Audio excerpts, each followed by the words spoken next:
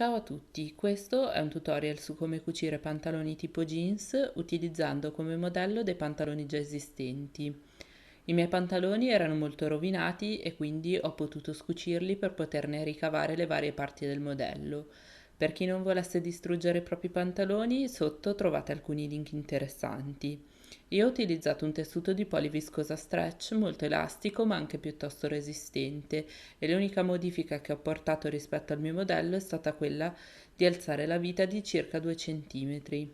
Partiamo dal dietro. Come prima cosa ho rifinito le parti da unire con un punto sopragitto, utilizzando l'apposito piedino, che ha una lamella laterale contro cui batte la stoffa e un indice centrale attorno a cui scorre il filo. Questa rifinitura imita quella fatta con la taglia e cuci e serve ad evitare che il tessuto sfilacci eccessivamente. Può essere eseguita con un punto sopragitto oppure con un semplice zigzag. Dopo queste operazioni preliminari ho unito lo sprone, che è la baschina triangolare, con il centro dietro. Ho fissato tutto con degli spilli e ho cucito con una cucitura dritta. Quindi sul rovescio ho aperto i margini di cucitura e li ho fissati con delle impunture. Un'impuntura è una cucitura decorativa ma anche di rinforzo che consiste in un punto dritto piuttosto ampio. Io ne ho utilizzato uno di lunghezza 4.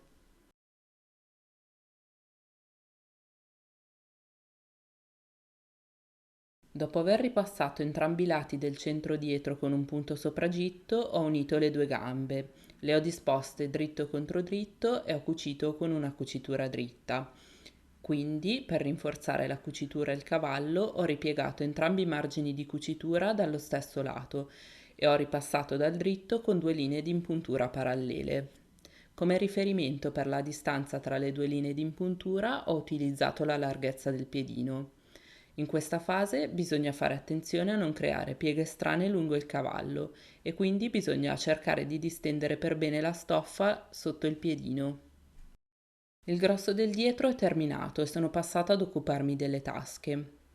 Ho scelto di attaccarle dopo aver unito le due gambe per essere certa di posizionarle alla stessa distanza. Per preparare la tasca ho ripiegato 2 volte l'orlo superiore e una sola volta i margini di cucitura. Li ho appiattiti stirandoli, ho cucito l'orlo superiore e l'impuntura decorativa centrale. Quindi ho misurato dove andavano a cadere gli angoli della tasca, ho spillato tutto in posizione e cucito. Il procedimento consiste in due linee di impuntura parallele completate da uno zigzag fitto passato più volte nella parte superiore come rinforzo. Qui siamo al secondo passaggio con lo zigzag fitto, l'impuntura leggermente inclinata e quella parallela alla prima.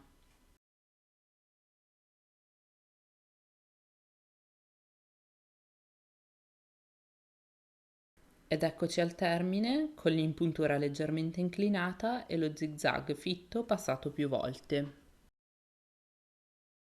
Una volta ultimate le tasche posteriori, il dietro è terminato e si può passare al davanti, incominciando dalle tasche, in particolare da quella con il taschino.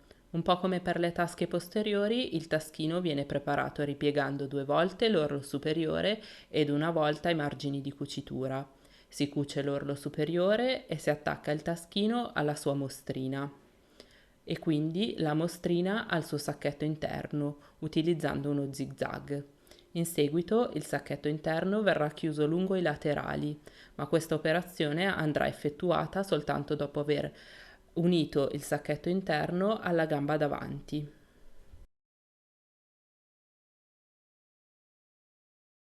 Ora il sacchetto interno può essere unito alla gamba davanti. Ho disposto i due strati di stoffa dritto contro dritto e tra i due ho inserito un triangolino decorativo che può essere tralasciato.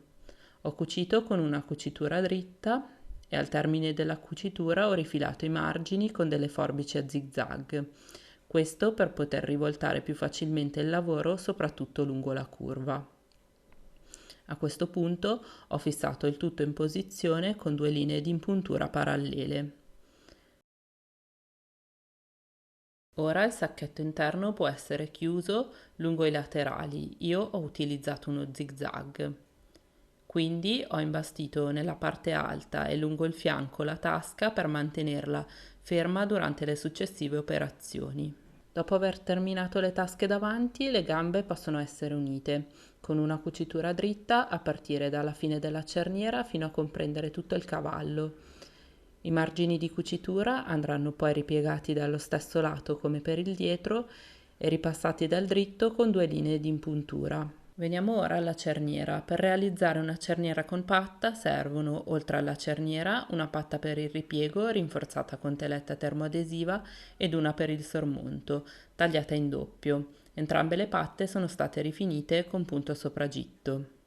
Come prima cosa ho unito il ripiego alla parte sinistra dei pantaloni utilizzando un punto dritto e disponendo i due strati di stoffa dritto contro dritto. La cerniera va posizionata con il dritto contro il dritto del ripiego e la parte destra in corrispondenza dell'unione tra patta e pantaloni e cucita con l'apposito piedino.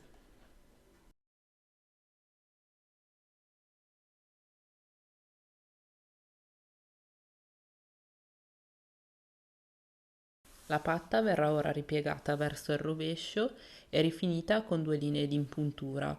La prima verrà eseguita proprio dal rovescio per seguire la linea della patta.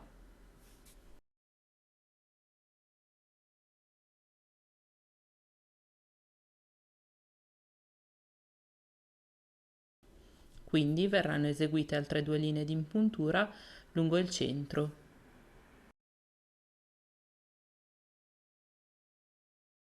Dall'altro lato, quello destro, la cerniera va posizionata tra il sormonto e la gamba e cucita lungo quella linea. A questo punto la cerniera è terminata, il lato A e il lato B dei pantaloni sono terminati e si possono unire i due lati dei pantaloni, incominciando dalla parte interna della gamba. Come prima cosa verrà eseguita una cucitura dritta che sarà poi rifinita lungo i bordi da un punto sopragitto. Quindi i margini di cucitura verranno ripiegati verso il dietro dei pantaloni e impunturati dal dritto con le solite due linee di impuntura. Il lato esterno dei pantaloni è stato unito con la stessa tecnica. Prima un punto dritto, quindi una rifinitura con un punto sopragitto e infine un'impuntura. In questo caso l'impuntura non copre tutta la lunghezza dei pantaloni, ma va dalla cintura fino a comprendere tutto il sacchetto della tasca, ripiegando i margini di cucitura verso il lato posteriore dei pantaloni.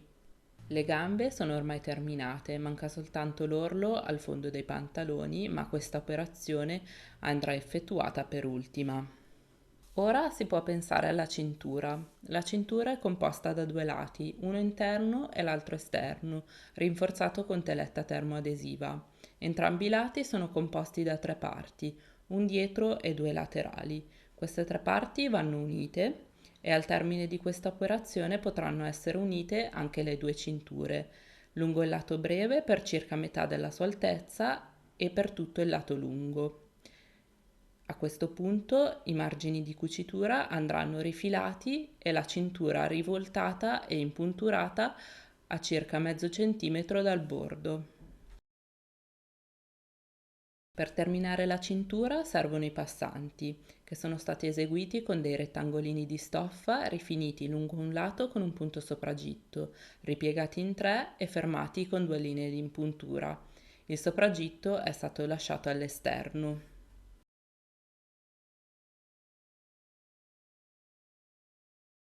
Una volta terminata la cintura, bisogna unirla al resto dei pantaloni. Si dispone il lato esterno della cintura contro il dritto dei pantaloni e si fanno coincidere il centro dietro, le cuciture laterali e l'apertura sul davanti. Prima di passare a cucire bisogna inserire tra cintura e pantaloni i passanti. Di solito si posizionano al centro dietro lungo le cuciture laterali, a metà tra questi tre punti e a metà tra le cuciture laterali e l'apertura sul davanti, in tutto 7 passanti.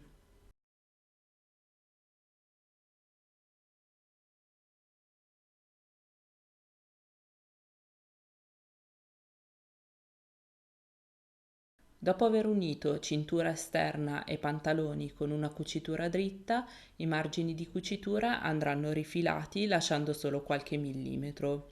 Ora i margini di cucitura della cintura interna vanno ripiegati verso l'interno e cuciti lungo il solco di unione tra cintura e pantaloni.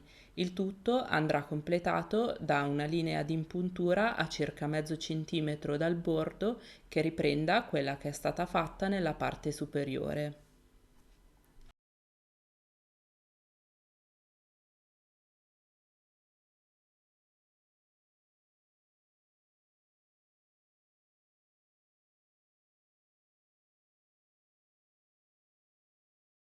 Le cuciture di unione tra cintura e pantaloni sono terminate e per completare la cintura bisogna fissare nella parte alta i passanti. Io ho utilizzato un punto dritto a 3 punti per essere certa che la cucitura fosse forte. Quindi bisogna praticare l'asola e fissare il bottone. Io ne ho utilizzato uno apposito per il jeans. Per praticare l'asola ho utilizzato il piedino in dotazione con la mia macchina, nel quale da una parte viene fissato il bottone mentre l'altra viene posizionata in corrispondenza dell'inizio dell'asola. Bisognerà poi selezionare l'asola desiderata e la macchina farà il resto. Per chi non avesse queste funzioni sulla propria macchina, dovrà misurare la larghezza dell'asola in base al bottone, stabilire dove questa andrà a cadere e per il resto affidarsi alle istruzioni della propria macchina. L'asola andrà aperta con un tagliaasole. Per fissare il bottone bisogna praticare un foro, sempre con il tagliaasole, nella posizione desiderata. Qui andrà inserita la parte dietro del bottone, che si presenta come una puntina, e qui a sua volta andrà inserita la parte davanti e il tutto andrà fissato con un martello. Ed eccoci all'ultima cucitura, l'orlo al fondo dei pantaloni. Ho misurato la lunghezza desiderata, tagliato l'eccesso di stoffa e ripiegato la stoffa 2 volte, in modo che i margini non rifiniti restassero all'interno. Quindi ho cucito con un punto dritto a 3 punti. Ed ecco qui il risultato finale, un particolare del davanti, uno del dietro e infine i pantaloni indossati.